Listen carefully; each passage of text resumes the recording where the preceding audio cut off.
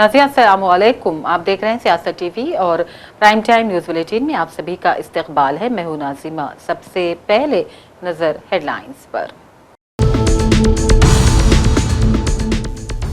मुल्क और कांग्रेस एक हैं। कांग्रेस मुल्क की रूह है। रेवंत रेड्डी का बयान। बीजेपी पर गांधी खानदान पर सियासी दबाव बनाने का लगाया इल्जाम। वोटर मैपिंग सर्वे में तेजी लाई जाए, chief electoral officer Sudarshan Reddy की हिदायत। चारमीनार और सिकंदराबाद में किया वोटर लिस्ट का मुआयना। मूसा रिवर फ्रंट प्रोजेक्ट के नाम पर रियल एस्टेट की लूट मार, हरीश राव का वजीर आला तेलंगाना पर इल्जाम। चंचलगुड़ा जेल में दहशतगर्दी की साजिश की खबरें सिर्फ अफवाह, डीआईजी जेल ने दिया बयान। मीडिया इदारों को हुदूद क्रॉस न करने का दिया इंतबाह। बांसवाड़ा जाने की कोशिश, बीजेपी सदर रामचंद्र राव और मलून राजा सिंह गिरफ्तार। टोली चौकी के नौजवान का बेदर्दी से कत्ल, नाश को जला देने की भी कोशिश। नामालूम अफराद ने मनसूबबंदी के तहत मोहम्मद अमीर को किया कत्ल, लवाहिकीन का इल्जाम। तिरुपति उर्फ देव की 16 नक्सलाइट्स के साथ खुद सुपुर्दगी, नक्सलाइट के खिलाफ ऑपरेशन कगार में मिली बड़ी कामयाबी। घर वापसी के हवाले से मोहन भागवत के बयान पर मौलाना अरशद मदनी के रद्द अमल की। मौलाना बदरुद्दीन अजमल ने की हिमायत, कहा बिला वजह की इश्तियाल अंगेजी बर्दाश्त नहीं की जाएगी। मोदी ने मीरठ में कांग्रेस को बनाया कड़ी तनकीद का निशाना, कहा कांग्रेस करती है गंदी सियासत। दिल्ली पुलिस ने कोलकाता से 2 अफराद को लिया हिरासत में। तमिलनाडु में भी 8 गिरफ्तार, दहशतगर्दी के बड़े मंसूबे को नाकाम बनाने का दावा। और सलमान खान के वालिद सलीम खान की हालत हनूज नाजुक, सरकर्दा बॉलीवुड स्टारों की जानिब से आदत का सिलसिला जारी। सख्त तई सिक्योरिटी में शाहरुख भी पहुंचे अस्पताल। हेडलाइंस आपने देखी, अब पेश है खबरों की तफसील। रियासत के वजीर आला रेवंत रेड्डी ने कहा, मुल्क और कांग्रेस को कभी अलग नहीं किया जा सकता। मुल्क की रूह कांग्रेस है। उन्होंने बीजेपी पर कांग्रेस के सीनियर कायदीन को बदनाम करने की साजिशें करने का इल्जाम लगाया। गांधी खानदान को सियासी तौर पर दबाने की साजिश करते हुए राहुल और सोनिया गांधी के खिलाफ झूठे मुकदमा दर्ज करवाने का भी रेवंत ने इल्जाम लगाया। पार्टी की कौमी क़यादत का भरपूर दिफा करते हुए रेवंत रेड्डी ने कहा, राहुल गांधी को बदनाम करने की कोशिशें की जा रही है, जिन्हें उन्होंने जाती घर के बगैर लीडर करार दिया। उनकी दियानत और अज़म पर सवालिया निशान लगाया जा रहा है। कांग्रेस नी ఈ దేశాన్ని విడదీసి చూడలేము। ఈ దేశం యొక్క ఆత్మనే కాంగ్రెస్ పార్టీ। ఈ దేశం యొక్క ఆత్మను దెబ్బతీయాలని ఈరోజు భారతీయ జనతా పార్టీ లాంటి పార్టీలు కుట్ర చేస్తున్నాయి। అది అంత ఆషామాషి విషయం కాదు। ఈరోజు పార్లమెంట్లో రాహుల్ గాంధీ గారిని మాట్లాడనివ్వకపోయినా, గాంధీ కుటుంబాన్ని అవమానించే విధంగా మాట్లాడినా, గాంధీ కుటుంబాన్ని అవినీతి ఆరోపణలతో ఈరోజు బీజేపీ అవమానించాలనే ప్రయత్నం చేస్తుంది। ఉండడానికి సొంత ఇల్లు లేని, దేశం కోసం 3 తరాలు ప్రాణాలు ఇచ్చిన గాంధీ కుటుంబానికి డబ్బులు ఒక లెక్కనా? కాంగ్రెస్ పార్టీ కార్యకర్తలు నిజంగానే వాళ్ళకి డబ్బులు కావాలనుకుంటే ఈ కాంగ్రెస్ పార్టీ కార్యకర్తలు పోగేస్తే కూడా ఓ 10,000 కోట్ల రూపాయలు జమ అయితే గాంధీ కుటుంబానికి ఇవ్వడానికి। మనమందరం గాంధీ కుటుంబానికి ఒకవేళ ఆర్థిక అవసరాలు ఉన్నాయి అనంటే తలా ఓ చెయ్యి వేస్తే తెలంగాణ నుంచి ఒక 1000 కోట్లు పోగేసి ఇవ్వగలిగిన శక్తి ఈరోజు కాంగ్రెస్ పార్టీ కార్యకర్తలకు ఉన్నది।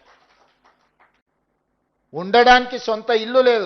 రాహుల్ గాంధీ గారిని పార్లమెంట్ సభ్యత్వం రద్దు చేసినప్పుడు, ఇల్లు ఖాళీ చేయించినప్పుడు రాహుల్ గాంధీ గారికి ఎక్కడికి వెళ్ళి ఉండాలనో అర్థం కాల। చివరికి వాళ్ళ అమ్మ దగ్గరికి 10 జనపత్తులో పోయి ఉన్నాడు। रियासत के chief electoral officer Sudarshan Reddy ने अहदेदारों को हिदायत दी है कि वो हैदराबाद में वोटर मैपिंग सर्वे में तेजी लाए, जो इंतखाबी फहरिस्तों की खुसूसी नजरसानी यानी कि SIR के हिस्से के तौर पर जारी हैं। उन्होंने सिकंदराबाद और चार मीनार के असेंबली हलकों के पोलिंग स्टेशन का आज अचानक मुआयना किया, घर घर जाकर अफराद से तस्दीक की और 2002 और 2025 की फहरिस्तों की क्रॉस चेकिंग का भी जायजा लिया।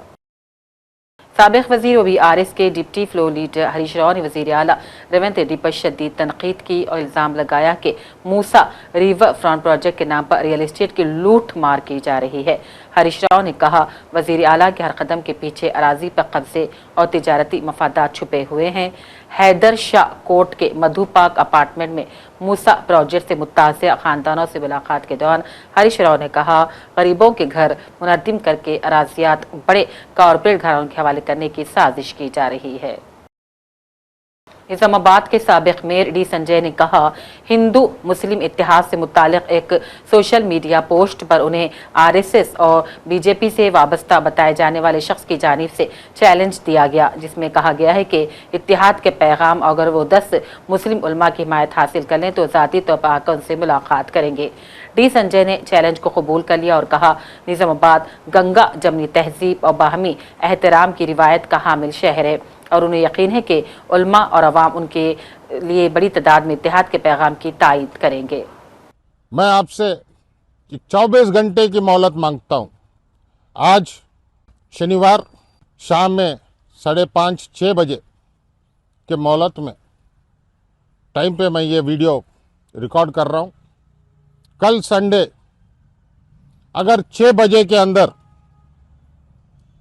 मुसलमान भाइयों के मौलवियों के मौलानाओं के अगर वीडियोस में नहीं कमा सका, मैं निज़ामाबाद सियासत छोड़ दूंगा। और आपकी चैलेंज की बात,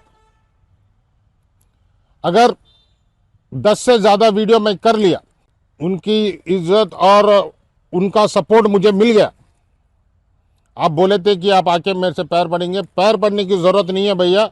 आप निज़ामाबाद बेशक आइए, हम आपसे गले मिलेंगे, हमारे घर पे गले मिलेंगे। यह हम आपका चैलेंज एक्सेप्ट कर रहे हैं और 24 घंटे का मोहलत दीजिए, आपका चैलेंज हम पूरा करके बताएंगे। तो मेरा मुसलमान मौलानाओं से, निज़ामाबाद शहर के बड़े बुज़ुर्ग सीनियर्स जो मौलवी साहब हैं, उनसे हमारा अदब गुजारिश है कि ये निज़ामाबाद का जो गंगा जमुना तहजीब है बहुत पुरानी है। हमारे पिताजी इन्हीं लाइन्स पे काम करते थे और कई लोग, वलीउल्लाह साहब, गफ़र साहब, ऐसे नाम लेते गए तो कई सारे मौलाना है हमारे पिताजी के साथ और कई लोगों के साथ उनका भाईचारे का रिलेशन था। मेरा ये गुजारिश है कि आज के मौलवी मौलाना भी, आज के दौर में भी मैं उनका साथ चाहता हूं और मैं तहे दिल से आपसे गुजारिश करता हूं कि आप भी मुझे सपोर्ट करें। शहर में एक नौजवान के बेईमाना कत्ल ने सनसनी फैला दी। राजेंद्र नगर पुलिस स्टेशन के हुदूद में हफ्ते की आधी रात हिमायत सागर के करीब एक नौजवान की नाश मिलने से इलाके में सनसनी मच गई। टोली चौकी से ताल्लुक़ रखने वाले मोहम्मद आमिर की जली नाश हिमायत सागर के अतराफ मुकामी अफराद ने देखकर पुलिस को इत्तला दी। नाश जुज़वी तौर पर जला दी गई थी, जिससे मामला मजीद संगीन हो गया। मरहूम के घर वालों ने इल्ज़ाम लगाया है कि नामालूम अफराद ने पूरी मनसूबाबंदी के तहत मोहम्मद आमिर को कत्ल किया और सबूत मिटाने के लिए पेट्रोल डालकर आग लगा दी। घर वालों ने पूरी सख्त तहकीकात का पुलिस से मुतालबा किया। DIG जेल श्रीवास ने वाज़ेह किया कि चंचलगुड़ा जेल के अंदर दहशतगर्दी की साजिश की खबरें पूरी तरह से झूठी हैं। उन्होंने बताया, लश्कर तैयबा का सिर्फ एक कैदी जाहिद जेल में कैद है और उसकी भी कड़ी निगरानी की जाती है। उन्होंने मीडिया आउटलेट्स पर जोर दिया कि वो कौमी सलामती के मफाद में गैर तस्दीक शुदा रिपोर्ट्स को गर्दिश ना करें और यकीन दिलाया कि जेल के अंदर कोई सिक्योरिटी खतरा नहीं। చంచల్గూడ జైలు నుండి ఏదో ఉగ్ర కుట్ర జరిగినట్టుగా వదంతులన్నీ కూడా సర్క్యులేట్ చేస్తున్నారు. దానికి సంబంధించి రీసెర్చ్ డిపార్ట్మెంట్ తెలంగాణ తరఫున నేను చెప్పదలుచుకున్నది ఒకటే,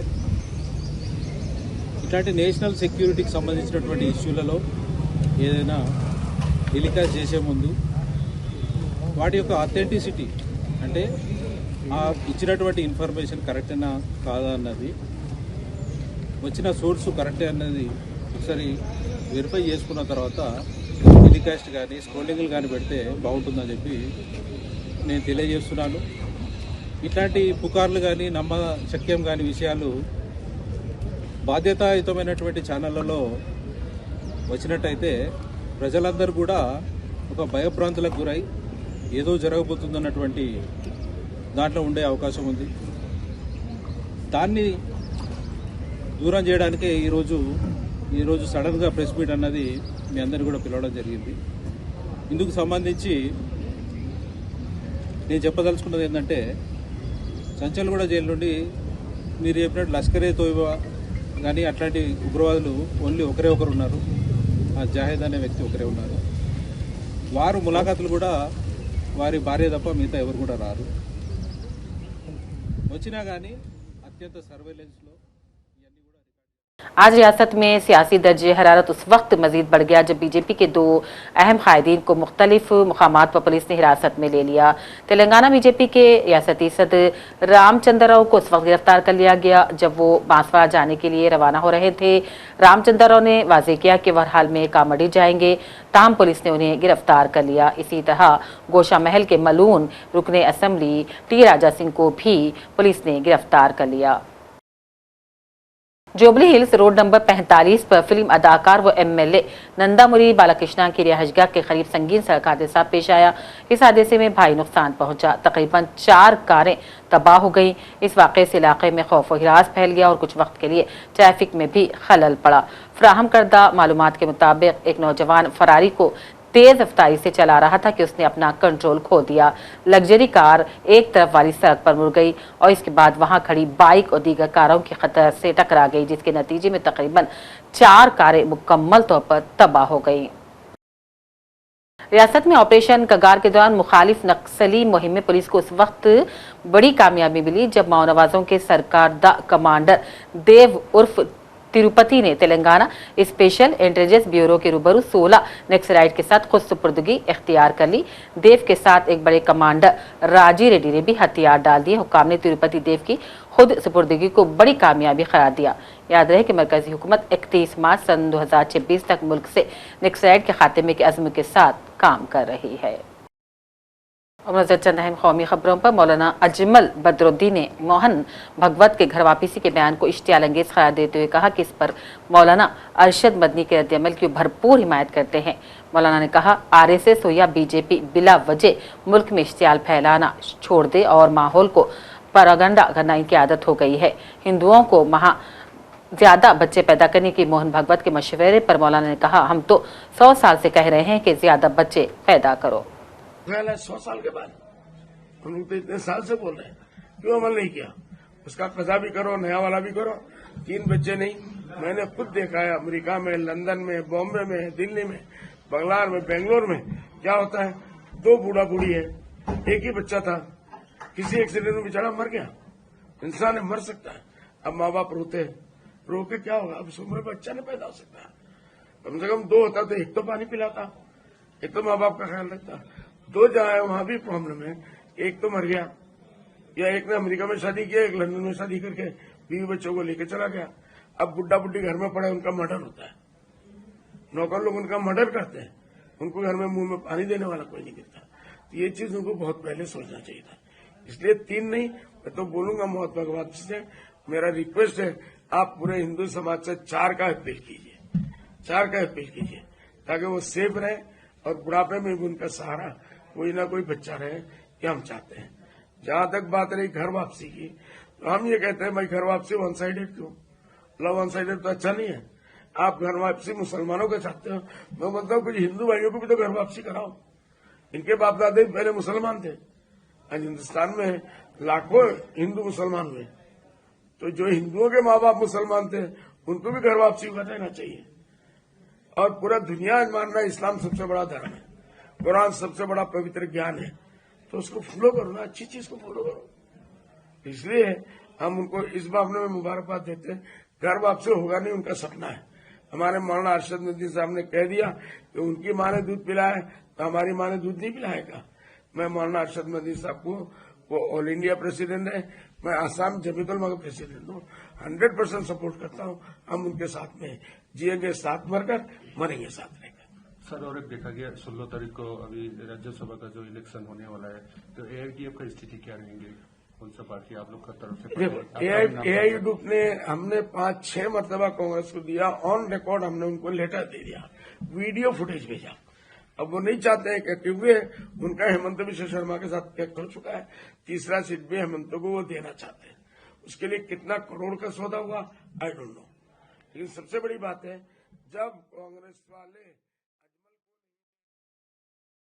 वज़ीर आज़म मोदी ने दिल्ली से मेरठ के लिए तेज रफ्तार ट्रेन के इफ्तिताह के बाद मेरठ में एक जलसे-आम से खिताब करते हुए कांग्रेस को कई तनकीद का निशाना बनाया। मोदी ने कहा, कांग्रेस की पूरी सियासत से मोदी से नफरत की बुनियाद पर चलती है। उन्होंने इल्जाम लगाया कि कांग्रेस ने एआई समिट पर भी गंदी सियासत की। उन्होंने दावा किया कि उनकी हुकूमत उत्तर प्रदेश को तरक्की की नई बुलंदियों पर ले जा रही है। उन्होंने कहा, हिंदुस्तान अब दुनिया का तीसरा बड़ा मेट्रो नेटवर्क वाला मुल्क बन गया है। आज तक कभी नहीं हुआ। मैं जरा मेरठ के लोगों को पूछना चाहता हूं, ये जो एआई सम्मेलन हुआ, आपको गर्व हुआ कि नहीं हुआ? पूरी ताकत से बताइए, आपको गर्व हुआ कि नहीं हुआ? आपका माथा ऊंचा हुआ कि नहीं हुआ? आपका सीना चौड़ा हुआ कि नहीं हुआ? ये काम भारत के लिए हुआ कि नहीं हुआ है? भारत के युवाओं के लिए हुआ है कि नहीं हुआ है? भारत के भाग्य को बदलने के लिए हुआ है कि नहीं हुआ है? 21वीं सदी में लीडरशिप लेने के लिए हुआ है कि नहीं हुआ है? पूरा देश गर्व से भर गया।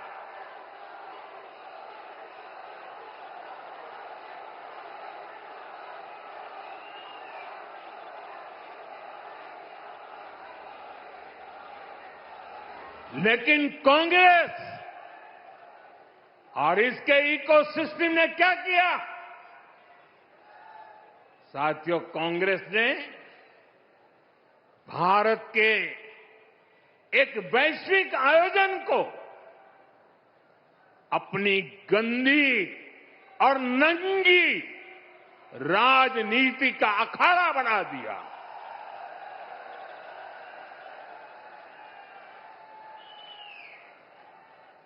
समारोह स्थल पर विदेशी अतिथियों के सामने कांग्रेस के नेता कपड़े उतारकर पहुंच गए।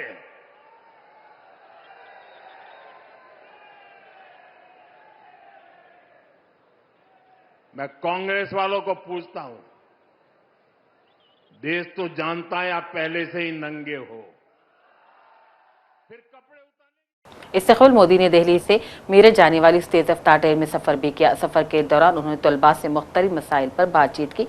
इस मौके पर यूपी के वज़ीर आला योगी आदित्यनाथ भी मौजूद थे। दिल्ली पुलिस ने दहशतगर्दी के इल्जाम में 2 अफराद को हिरासत में ले लिया है। पुलिस ने कहा, इन 2 अफराद को कोलकाता से हिरासत में लिया गया है। इनकी शिनाख्त उमर फारूक और रबीउल इस्लाम की हैसियत से की गई है। दिल्ली पुलिस ने कहा, रबीउल इस्लाम बांग्लादेशी है और बांग्लादेश में लश्कर तैयबा को ऑपरेट कर रही थी। दिल्ली पुलिस के मुताबिक उन्होंने एक बड़े दहशतगर्दाना हमले का मंसूबा बनाया था। इसी सिलसिले में दिल्ली में मुख्तलिफ मेट्रो स्टेशनों के पास मुल्क मुखालिफ और पाकिस्तान हामी पोस्टर्स लगाए गए थे। दिल्ली पुलिस ने कहा, तमिलनाडु से भी 8 मुश्तबा अफराद को हिरासत में ले लिया गया है। से और इन्वेस्टिगेशन से पता चला कि इनको डायरेक्शन जो है वो बांग्लादेश में बैठा हुआ एक शब्बीर अहमद लोन दे रहा था।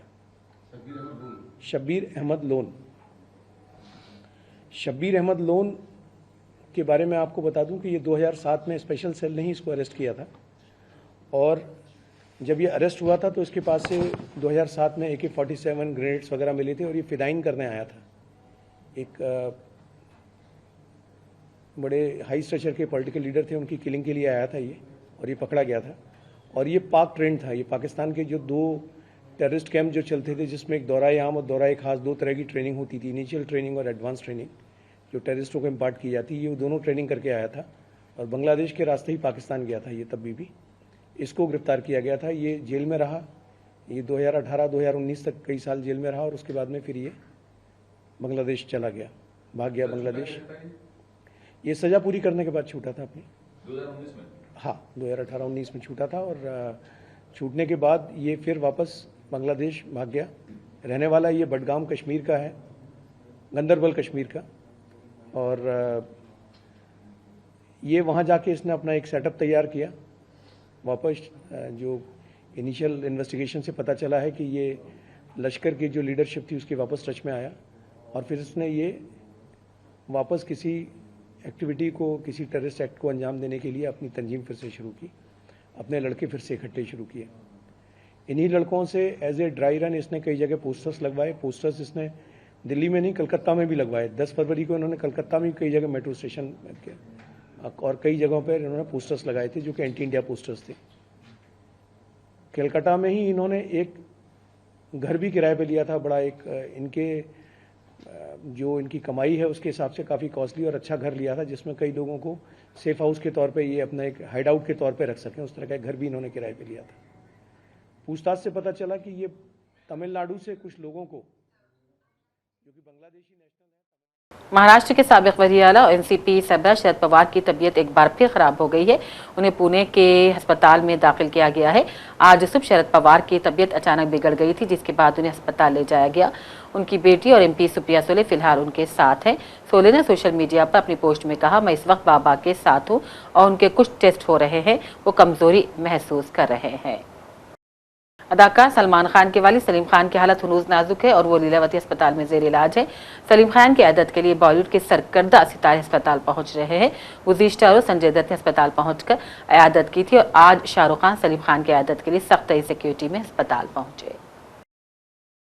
आखिर में हेडलाइंस पर डालते हैं एक और नजर। मुल्क और कांग्रेस एक हैं, कांग्रेस मुल्क की रूह है। रेवंत रेड्डी का बयान। बीजेपी पर गांधी खानदान पर सियासी दबाव बनाने का लगाया इल्जाम। वोटर मैपिंग सर्वे में तेजी लाई जाए, chief electoral officer Sudarshan Reddy की हिदायत। चारमीनार और सिकंदराबाद में किया वोटर लिस्ट का मुआयना। मूसा रिवर फ्रंट प्रोजेक्ट के नाम पर रियल एस्टेट की लूट मार, हरीश राव का वजीर आला तेलंगाना पर इल्जाम। चंचलगुड़ा जेल में दहशतगर्दी की साजिश की खबरें सिर्फ अफवाह, डीआईजी जेल ने दिया बयान। मीडिया इदारों को हुदूद क्रॉस न करने का दिया इंतबाह। बांसवाड़ा जाने की कोशिश, बीजेपी सदर रामचंद्र राव और मलून राजा सिंह गिरफ्तार। टोली चौकी के नौजवान का बेदर्दी से कत्ल, नाश को जला देने की भी कोशिश। नामालूम अफराद ने मनसूबबंदी के तहत मोहम्मद अमीर को किया कत्ल, लवाहिकीन का इल्जाम। तिरुपति उर्फ देव की 16 नक्सलाइट्स के साथ खुद सुपुर्दगी, नक्सलाइट के खिलाफ ऑपरेशन कगार में मिली बड़ी कामयाबी। घर वापसी के हवाले से मोहन भागवत के बयान पर मौलाना अरशद मदनी के रद्द अमल की मौलाना बदरुद्दीन अजमल ने की हिमायत। कहा, बिला वजह की इश्तियाल अंगेजी बर्दाश्त नहीं की जाएगी। मोदी ने मीरठ में कांग्रेस को बनाया कड़ी तनकीद का निशाना। कहा, कांग्रेस करती है गंदी सियासत। दिल्ली पुलिस ने कोलकाता से 2 अफराद को लिया हिरासत में। तमिलनाडु में भी 8 गिरफ्तार, दहशतगर्दी के बड़े मंसूबे को नाकाम बनाने का दावा। और सलमान खान के वालिद सलीम खान की हालत हनूज नाजुक, सरकर्दा बॉलीवुड स्टारों की जानिब से इयादत का सिलसिला जारी। सख्त तय सिक्योरिटी में शाहरुख भी पहुंचे अस्पताल। इसी के साथ प्राइम टाइम बुलेटिन का सिलसिला अब यहीं इख्तिताम को पहुंचता है। पूरी टीम के साथ दीजिए इजाजत और देखते रहिए सियासत टीवी। अल्लाह हाफिज।